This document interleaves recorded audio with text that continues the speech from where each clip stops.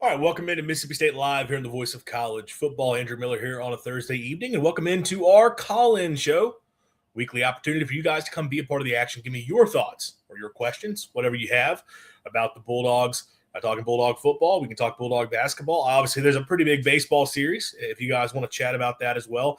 I can't pretend I can give you deep insight, but I can talk about hating Ole Miss all day long. So, as Bulldog baseball obviously gears up for a huge series against the Rebels up in Oxford this weekend. So plenty of stuff for us to chat about. You'll notice in the title, I don't have a set topic for this show, which that's on me. I should have come up with something better for this. But I figured tonight we kind of just would bounce around a few different things. And again, if any of you guys want to join the stream, be a part of the action and sort of lead the conversation one way or another, you are more than welcome to. And to do that, we have a link to the stream pinned to the top of the chat, also in the description to the video. Just click the link, keep the camera turned off. We'll bring you on stage, and we'll talk about whatever it is your heart desires here on tonight's show. But yeah, I got a few things that I have thoughts on, and which on that note, and I'll probably try to do a post on the channel page for this, and as well also just put it out on my social media. If you have topics, discussion things you would like to get into here on the show, like it's an opportunity for you guys to sort of drive it whatever direction you would like to. I'd be more than happy to do a show one night looking into some different things. I've toyed around with the idea of making Thursday nights, along with being a call-in show, a Q&A opportunity. You know, obviously not everybody wants to join in and call, which totally understand that. But if you have a question you want to get asked, it could be an opportunity for you guys to get your thoughts in, and we can discuss that. I want to this is a good time, I think, to figure out what is the direction for those of you who are tuning in regularly, what you would like to see the channel be as we get this thing moving forward, especially in the off season when, again, it's primarily a football channel. We can talk about other sports, and I will. I just know for baseball, I'm not going to give you more than what anybody else can already give you, even as we're in the peak of the baseball season. But yeah, if you see a direction you would like to see the channel take, let me know. Leave a comment down below and give me your thoughts, or you can @ me on Twitter, whatever you want to do. My social is right there.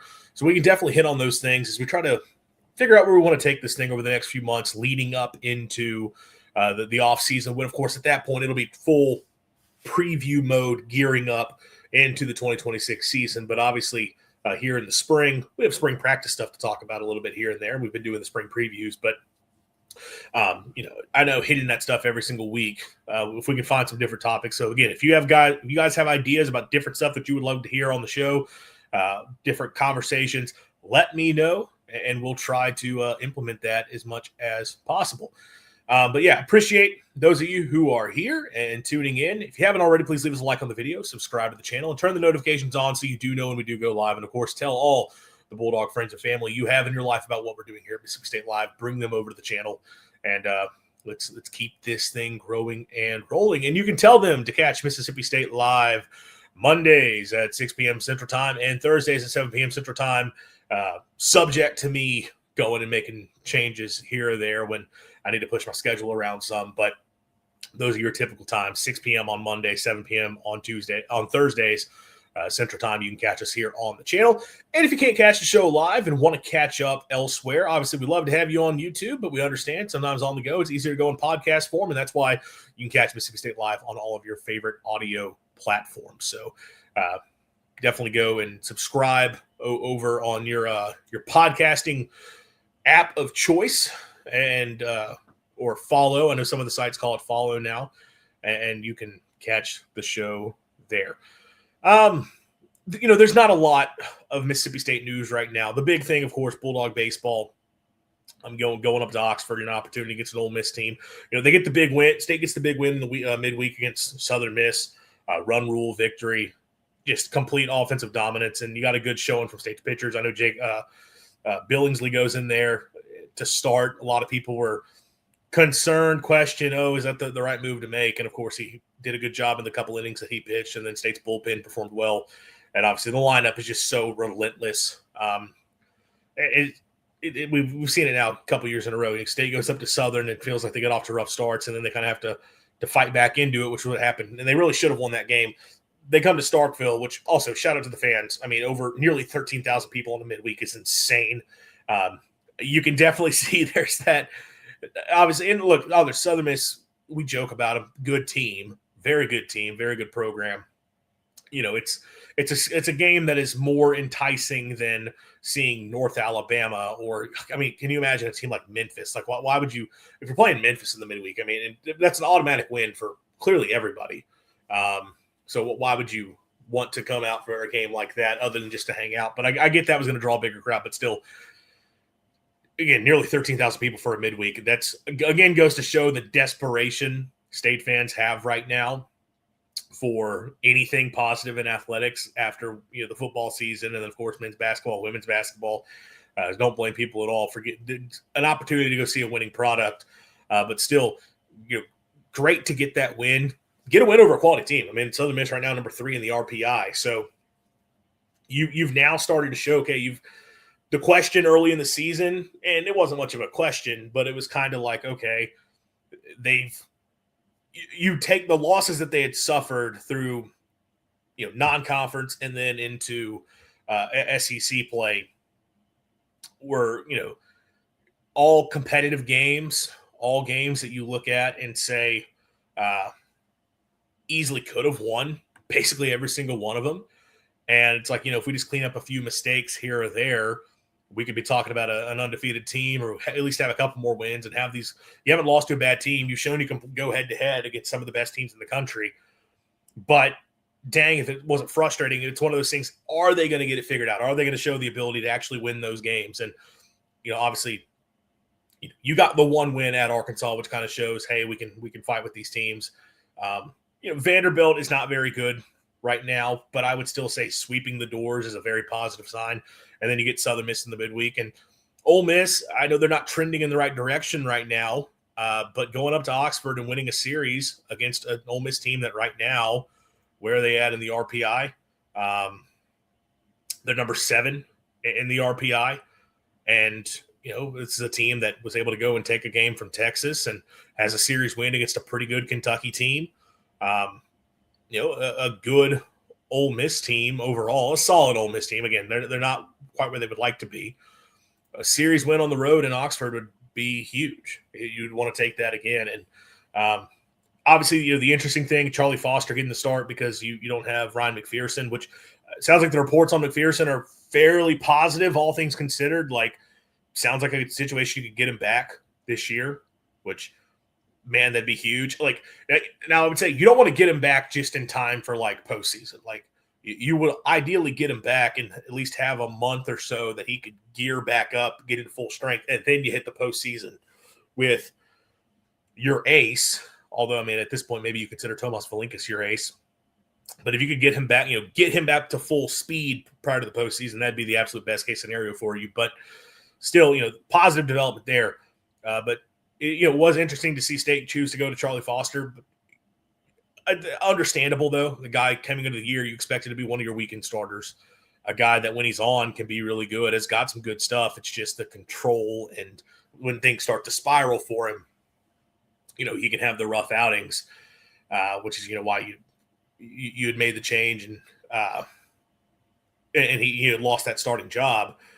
But at the same time, you don't have a ton of clear options right now as to who you turn to. Ole Miss with Hunter Elliott, that's a very good pitcher for a Friday night. But, Elliott's not untouchable. And, I mean, Ole Miss as a whole in the season, they've had games where they've given up runs on Friday night starts. State's offense is going to – you feel like they're going to be able to produce. You trust your ability to go in and be able to score – at the end of the day, it doesn't matter who State faces. You're trusting their ability to go out and score 5+ runs every single night. That's what you're trusting with the Bulldog lineup, if not more than that. And The flip side of that is like Ole Miss offensively has not been great. They're kind of where State was a few years back, where it's sort of home run or bust. Like, like the guys they have at the top of that lineup, between Becerra, Reuter, Uttermark, like, yeah, you've got a few guys who can hit for power. I know Reuter, it's only a few home runs, but Becerra and Uttermark for sure, guys that can put the ball out of the park. That's kind of all they have going for them, though. Like, they strike out a lot. They don't get on base with a super high rate. They don't hit a lot of doubles. It's home run ball. And when the home runs aren't falling, you kind of have a rough go of it. So I think you kind of like are looking at this and telling Charlie Foster, like, look, Friday night on the road against a rival, it's not an easy spot to be in, but it's not the worst spot to go out and start him, because you're facing a lineup that you feel like we should be able to limit what they do enough, and we expect our lineup to be able to go out and produce. And look, if you lose the game, okay, it is what it is.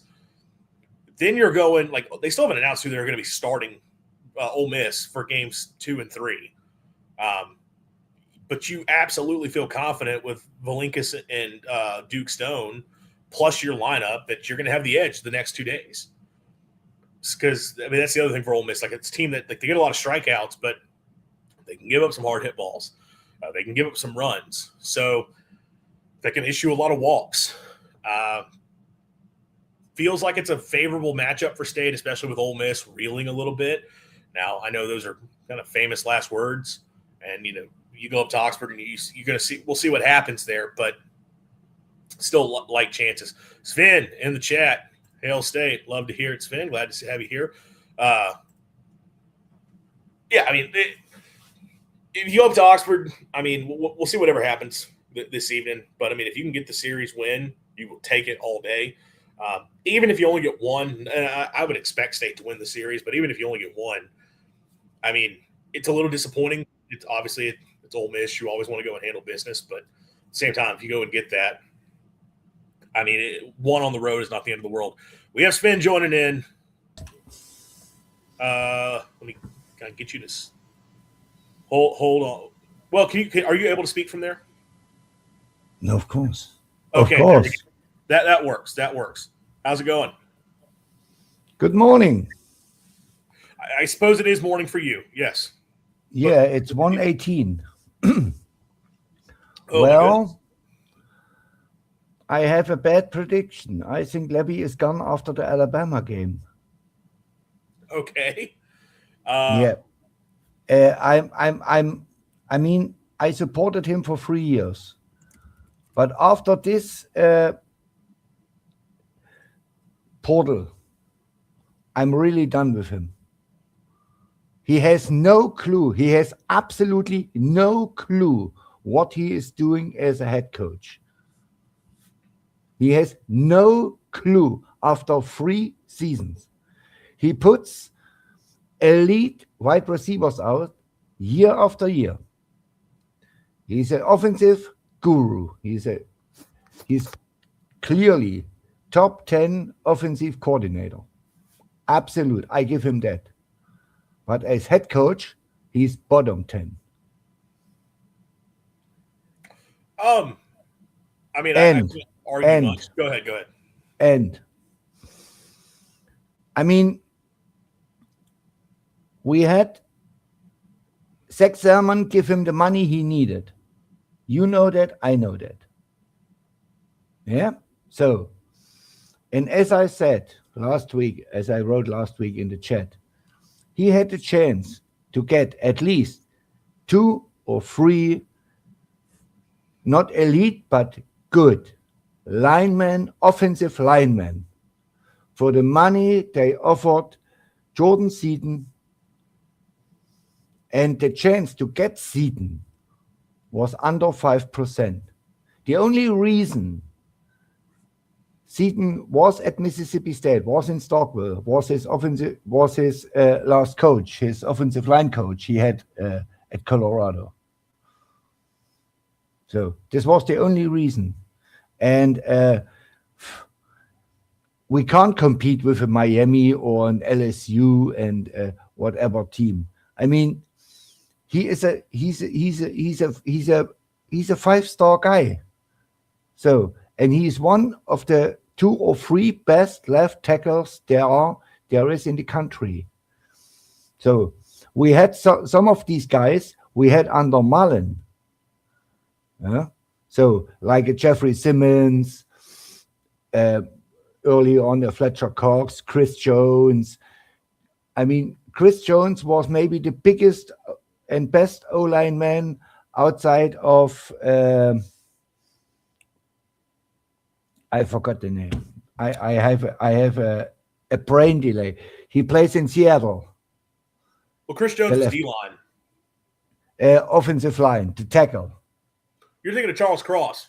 But Chris Jones Charles Cross. D-line. I mean Charles Cross, yeah. Charles Cross was maybe the best tackle we ever had, and Chris Jones, the best interior man we ever had. So, and both are 5 stars, and they are bona fide top 3 guys in the country. So, but Levy never had such a guy. So, and I mean, nobody expected after a 2-win or 3-win season that we get 5 stars. But I expected that he goes and says, okay, let's bring in 10 offensive linemen and let them compete. So we know what he can do with wide receivers or with tight ends and with the run game. Our run game will be solid, but not elite, because we don't have the line to block for our guys. So, and it's simple. Football is simple. It starts and ends on the defensive line and the offensive line. And if you can't protect your guys, I tell you what, I see Camario run for his life the whole season. And when I see our schedule, I see 4 wins. And I'm not pessimistic. I was always optimistic. I don't see it. I mean, what can we do? We have to bring someone in who has a clue what he is doing, and the reason Levy is as bad as head coach is because he doesn't give up the offensive coordinator position. He needs an offensive coordinator. He has to delegate. I mean, even Lane Kiffin has an offensive coordinator.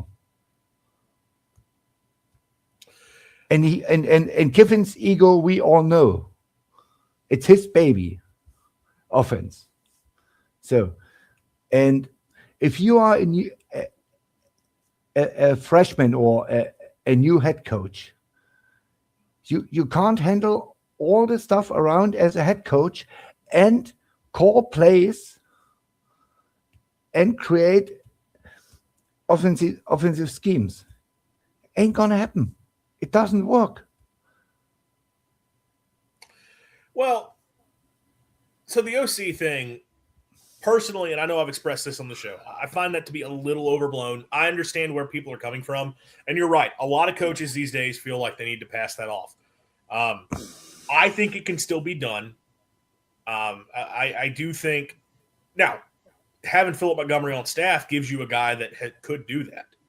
It also gives you a guy that you could delegate other responsibilities to beyond play calling from a game planning standpoint. But, I still think, like you're right, Kiffin is an example of a guy who has handed it over. I also know Kiffin's not doing much at all managing that defensive roster. Of course not. They kind of said as much. So, like, on the one, I kind of look at that. It's like, okay, well, if he's not having a role in that, what good is him passing off the play calling? And the idea, of course, is on game days, are you going to be capable of managing a game while also calling the plays? And some coaches feel they can. Some coaches feel they can't.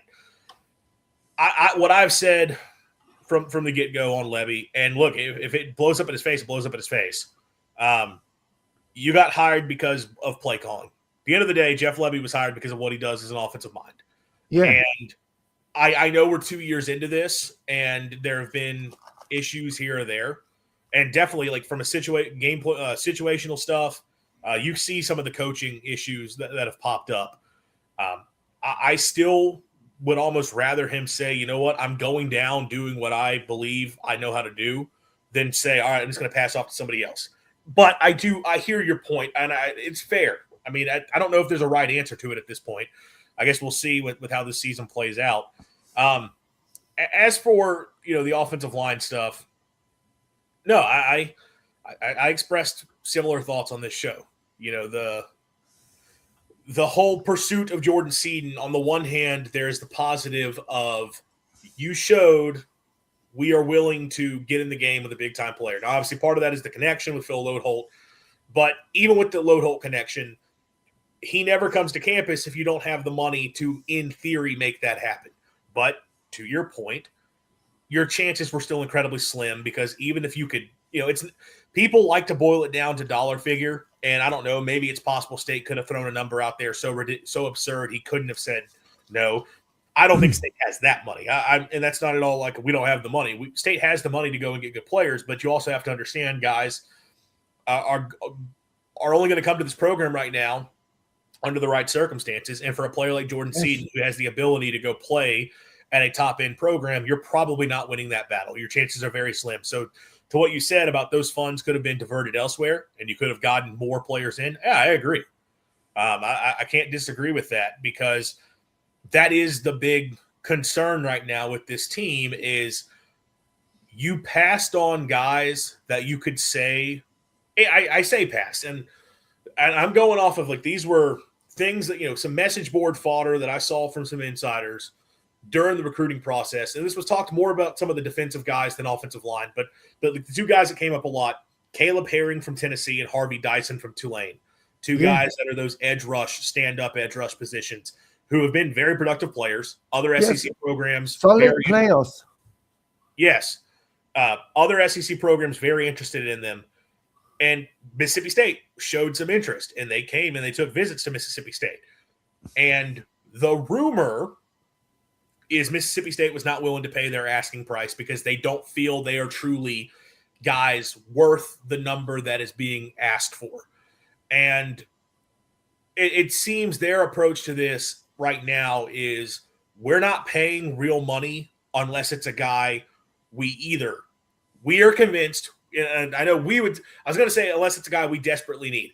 In our opinion, we would say those are guys you desperately need. Clearly their opinion is a little bit different, because I know there's a couple players that they did spend more on. And I know it's been talked about. I know you've heard a few State people have come out and said there are players like State is putting out bigger offers for the other schools because State knows they have no choice. But clearly for those players, they didn't feel it was worthwhile to get a guy who maybe is just okay when we have a guy that we believe can at least give us that, who we're not going to have to pay as much. We're not going to spend unless it's a true top-tier caliber player. But – and this goes back to the Jordan Seaton thing, how many of those top-tier caliber players are actually going to want to come be a part of the program with it being what it is right now? And, Sven, I know this is kind of what you were getting at, and I do agree.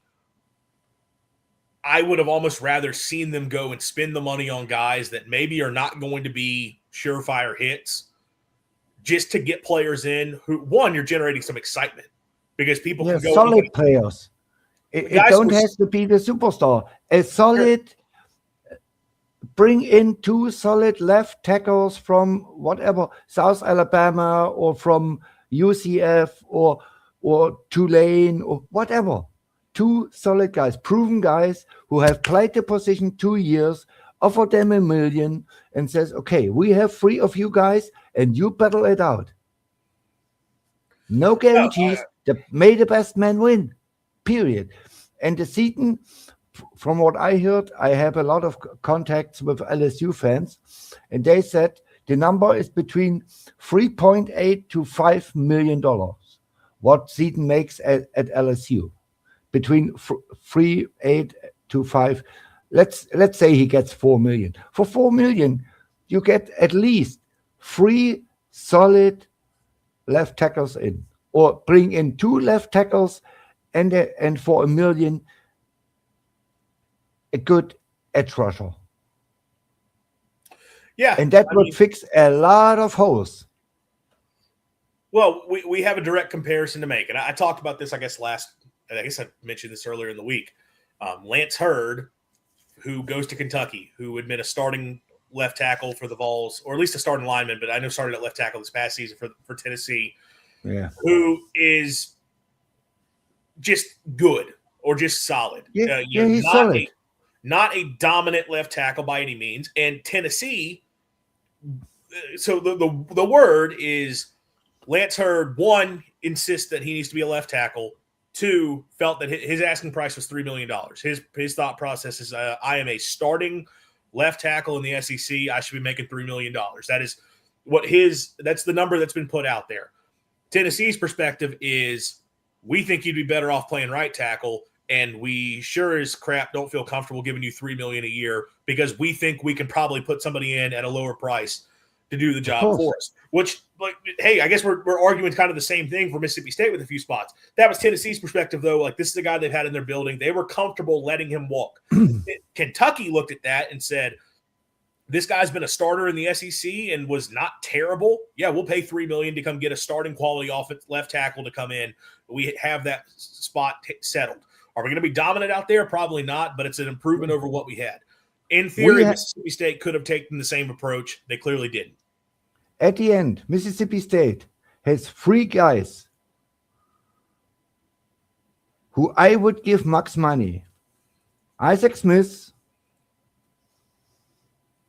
our cornerback, and Camario Taylor. That's the only 3. And close to max money, Evans. Yeah. And that's it. I mean, we could argue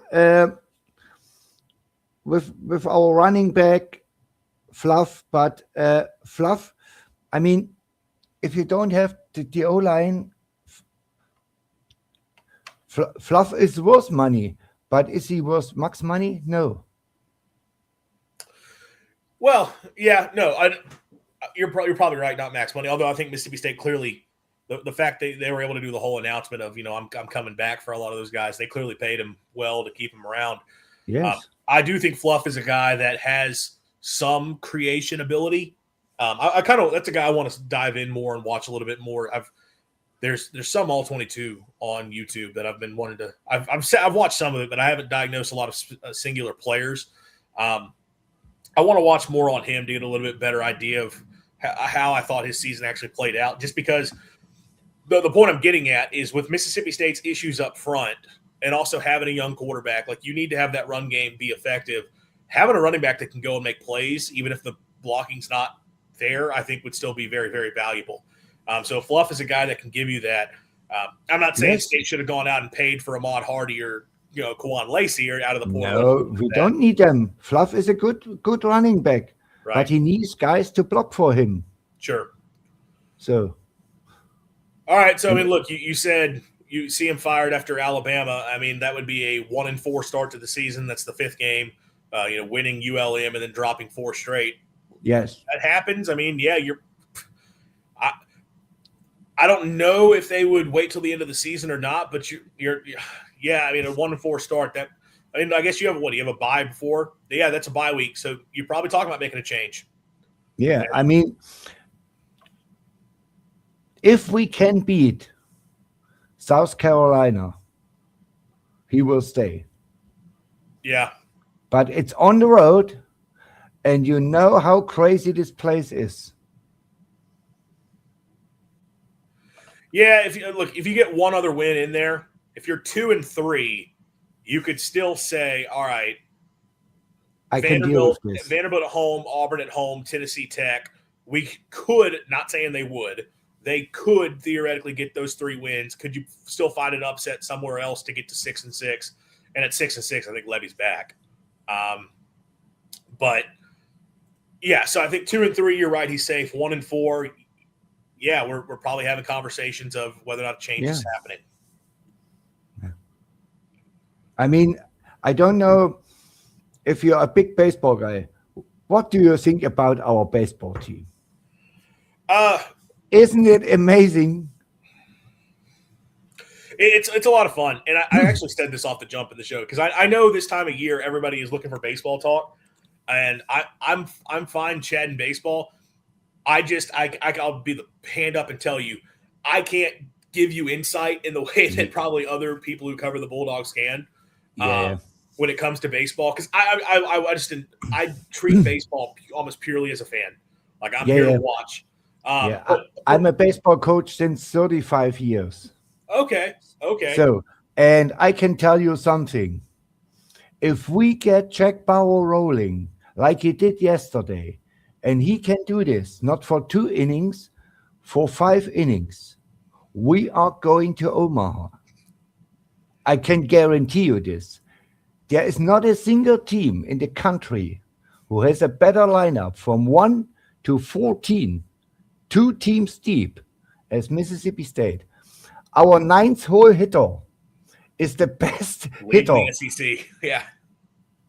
I mean, Bryce Chance, he hits a 9 hole, and then you have Aiden Teal, Ace Reese, Noah Sullivan, and Garen Fry.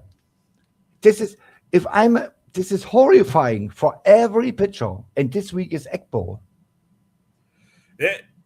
No, the lineup is insane. I mean, I got to see it firsthand because they played the Tulane game down in Biloxi, so that was close. That's basically a home game for me, being down on the Mississippi coast. So I went to the game, and Tulane, they just couldn't get anything going offensively much of the game, and then I guess it was that 7th inning comes, and it just you see it firsthand. Like this is a team that truly they could be. This is a baseball team they could be down 5+ runs going into the bottom of the 9th, or just going into the 9th inning, and they would have an opportunity to win. Yes, with as good as the lineup is. Yes, it's pretty crazy. No, I mentioned it off the jump. I mean, just some brief thoughts, because I know they had Charlie Foster named the starter for Friday night, which is an interesting move, but I get it because you don't have a lot of other guys who have been in the starting role. And I think you're also just trusting, like, even going up against Hunter Elliott for Ole Miss, that, one, our lineup is going to go and get runs. Like, it doesn't matter who they're facing. They're going to find ways to put runs on the table. And Ole Miss offensively has not been great. They have a couple big-time hitters, but as a lineup, they're very home run reliant. Andrew, they have 3 guys hitting over 300, and the rest is not good. But I made a prediction today on Matt Wyatt's show. I see us losing the Friday game because Hunter Elliott, if he hates nothing, but he hates Mississippi State. And every time we see this guy, he is absolute on fire. And he can go 8 innings and shut us complete down. He has the stuff. He's a top 3 SEC pitcher. He is really, really, really good. Yeah. Yeah, no, Saturday with Valencia's run rule. We run rule them by 12, 13, and Sunday we win. What we have to do is Charlie Foster, 3 innings, and then every single of these freshmen, Maddox Miller, Jack Bauer, name them all. 1 inning, give it all, and then out. So this is the only chance we have for Friday. But if Hunter Elliott goes hot, we will lose this game. Anyway, so it's late. I go to bed. Yeah, it's 1:39. Yeah, I know it's super late for you. Well, look, Sven, really appreciate you hopping in. Great conversation as always. Yeah. By the way, I'm now the youth coordinator for the Berlin Skylarks. I have 9 teams to manage, and first pitch is next week, Saturday. All kids teams, and I have the time of my life, but it's a lot of work to do. Love to hear it. Well, best of luck with that. Yeah. You can follow us, Skylarks Berlin. We have a YouTube channel, and we're on Facebook. Anyway, I show up next week. All right. Have a good time. Yes, sir. Have a good one. I kick me out myself. Okay. Gotcha. All right. Yeah. Thanks to Sven. Always love having him in, and always brings a fun conversation for sure. Yeah, and if anybody else wants to come join in the stream, we'll keep rolling. Again, we got the link to join the stream pinned to the top of the chat, also in the description of the video. You're more than welcome to do that. But hey, in the moment, I do want to take an opportunity to tell you guys all about the Voice of College Football merch that we have available over on our store. If you want to rep the Voice of College Football brand, a lot of great hats, T-shirts, just the one that's got that maroon color, polos, sweatshirts, koozies, mugs, tumblers, and also team-specific gear. Don't have Mississippi State here yet. We'll get there eventually. But look, if you know any fans of rival programs in your life, you want to find them a good gift while repping the VOCFB brand, you go to Voice College Football merch. I screwing up the the link or whatever. But, yeah, go check us out there. A lot of great stuff for you all. It should be the right one. Yeah. I say it every single week, switching the cameras. Very, very annoying. Look, we've talked about it a lot, and just kind of closing out some thoughts from what we talked about there with Sven. And I know we've hit on this a bunch, but that's the big knock of the offseason is that you had a couple spots where you felt like you needed to get a proven player, and you didn't get a proven player. You got guys who have shown potential. I think you've gotten some, and you've got guys who've got some talent. I will say that. There's excitement. We talk about edge rusher between like Amari Williams, Gus Cordova at defensive end. Miles McVay has put some good things out there on film from his time at North Carolina. And then you look at a player like a Tyler Miller coming up from LSU, who's got a super high talent profile. Saquon Miles being the top tackle in the JUCO ranks coming up. You've got guys who you could tell me right now, they step in and have a good season, and I would believe you. I would. And if those guys have good seasons, I'm going to tell you Mississippi State's going to have a really good year, relative to where you're at. It's just the fact that you haven't proven it. And that's kind of the thing where fans want to have reason to be confident going into the season. We know we got a guy who's going to go and perform well. It's not a fully settled in thing. And that's where people have a little bit of a question about it, the concern. And that's where you question the approach of, and again, I'm basing this off of one position group based on some message board fodder. So take that for what it's worth, that there were players in the portal that State was interested in, but State really wasn't interested in hitting that price tag because they felt like those guys are not that much better or even better than, or at least we don't think they're better than the guys we have on the roster. It could end up being a really smart investment when it's all said and done. And they're right. And Amari Williams is the perfect example that the rumor is Zach Arnett thinks really, really highly of that guy, thinks he's got something special there. And if Amari Williams goes out and tears it up next season, fantastic. You were right. So that's why a Caleb Herring, Harvey Dyson, you don't go and you make a move for him. But as a fan base, it's one of those things where it's like, okay, but what is it going to be the rest of the way? And are you going to get that? You have that question mark, and that limits your ability to get excited for the season. You want this. You're a fan base that is in desperate need of having reasons to be happy and excited about football, and you didn't necessarily get a ton of them. You got some. I like what they did. We've talked about it a lot. The secondary haul I thought was very, very impressive. Some of the receivers, bringing in Marquise Johnson at receiver is very, very exciting. Obviously, you believe the defense is going to be better because it's Arnett leading it. You believe Kamario Taylor at quarterback could bring you a ton of fun, ton of excitement. There's reasons for optimism. We hit on that in a recent show. Go check it out. But you want to have those reasons to be fully confident. And here's the other thing. Even if they're right and they know, hey, these guys that we have on the roster were better options for us already, would you not have wanted to bring in guys who could be good depth pieces? Now, the argument would be, and I guess from a roster management standpoint and allocation of funds and how that impacts the player's perception, do you want a guy that ends up being a backup making $3 million on your roster? No, you definitely don't want that. But I don't know. And clearly, look, we've talked about it a lot. You had money that you could have spent that we're now wondering if it got spent. So that's going to continue to be a question. And closing out, some football talk, and I've got one basketball thing to hit on before we get out of here. I talk about the idea of drumming up excitement. Hate that they're not doing a real spring game. Hate that it's not going to be televised. I don't think I'm going to be able to get up to Starkville for that.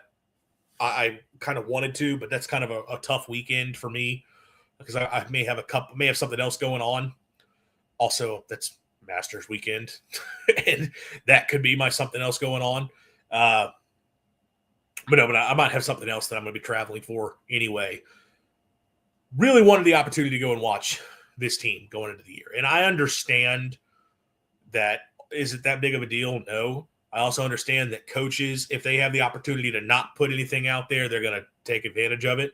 I guess the selling point on spring games for a long time, pre-portal era, was this is an opportunity to generate excitement, get buzz, all that kind of stuff, and get your fan base fired up.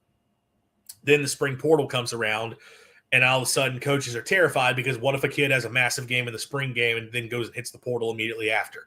So you saw spring games kind of go away, or at least they went to being non-televised.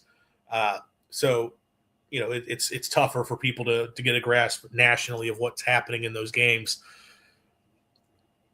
And now you don't have the spring portal window, and still a bunch of programs, Mississippi State included, are saying, do we really need to go through the whole thing? And I get it. Does it really matter? Do you actually take anything away? No. But as someone who likes to get as good of an idea of the team as possible, like we've learned, can you take too much away from big-time performances in the spring game? No. But I like to see where guys are working. I like to see what they're doing schematically out there. Just to kind of get it, I like to see how the depth chart is shaking up in the moment. I know sometimes you get the mixed rosters, but where do things stand presently? Those are all things to take away that gives you more information on a team going into a year. And I know, again, college coaches are psychopaths. All coaches are psychos, but college coaches specifically, it's the control freak nature of I don't want anybody knowing anything about my team that's not my team. And if they get an opportunity to do that, they're going to take it. I say all this. I understand it. It's fans are going to be able to go and attend, and you'll get to see plays. And I'm sure people will have conclusions from the plays. There will be clips that get posted online. But it's still a bit disappointing that there's not going to be a game to be able to go back and watch to get as much of an idea about what this team is going to be. And like I said, if you're Jeff Levy, you need to drum up some excitement for this year. Why would you not want to do that? And I guess they're doing it the old-fashioned way of like players get to go and fans to do the meet and greet with the players. I don't care about any of that. But yeah, disappointing they're not doing a traditional spring game, and especially disappointing that it's not going to be televised. But it is what it is. Closing out real quick, basketball did get news of a couple of players transferring out over on the men's side. One of them, Delquan Warren at guard. Look, I'm not going to sit here and drag the guy. I was never super blown away when he got into games anyway. Obviously, had to play some out of necessity back last year because Kanye Clary was injured. And therefore, when you were trying to spell minutes for Hubbard, you had to bring Warren in. And look, he gave State some minutes here or there. But ultimately, couldn't get on the floor this year, and probably just weren't going to see it with him moving forward. Wish him the best. Hope he finds a place to go and succeed. So, hey, best of luck to him. Jamarian Davis-Fleming, that one is tough. Now, it's not officially that he's done. I know Joe Tipton for On 3 already said he is open to returning to Mississippi State. Don't want to see that. Did not want to see that. Look, he was not dominant the entire season. He definitely had some game. The offensive production especially, it was never high with him, but down the stretch was less and less. But a guy that got a lot of experience, got 6 starts under his belt now as a true freshman, showed the ability to be a pretty good defender. I think was one of the tops in the SEC in blocked shots. Rebounded decently well. Obviously had those games where you saw the offensive ability, like, okay, this could continue to grow, continue to develop. And you would have expected going to next year, that's your favorite to start at the 5. I've seen some people say, like, he's really not big enough to be a true 5. I think he'd be big enough. I don't know, unless